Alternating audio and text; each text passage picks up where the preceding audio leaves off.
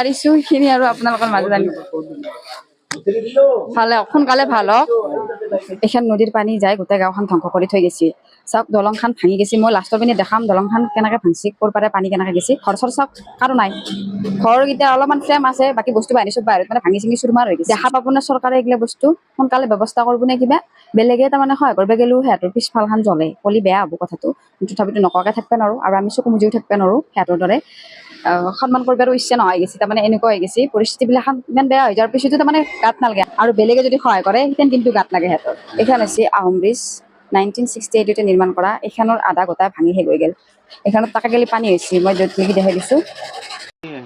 আমগুৰি বাগান পালো আহি আৰু এইখন ব্ৰিটিছে দিনা বনোৱা ব্ৰিজ হয় আৰু দেখিছেনে এতিয়া ইমান ধাৰ মাৰি আছে আৰু সেই প্ৰায় ব্ৰিজখন লগা লগা হৈ গৈছে। দুটা বাখা ব্ৰিজখনো ভাঙি গৈছে। চাওকচোন এইবিলাক মানুহৰ ঘৰ আছিলে, কেনেকুৱা কৰি ধ্বংস উঠি গৈছে। বহুত দূৰলৈকে এইবিলাক অঞ্চলত পানী পানী পানী হৈ গৈছিলে আৰু আমি ইমান ভিতৰৰ গাত আহিলোঁ আজি বহুত বেয়া লাগিছে। বহুত মানুহবিলাক শিবিৰত আছে, আমি তেওঁলোকক কিছু সাহাৰ্য দিবৰ কাৰণে আহিছোঁ। আজি আমি শিৱসাগৰ ডিষ্ট্ৰিক্টৰ পৰা আমি ভিতৰত সোমাই আছিলোঁ। বেয়া কণ্ডিশ্যন হৈ গৈছে, আপোনালোকে দেখা পাব আৰু আমি ভিডিঅ' বনাই আছোঁ।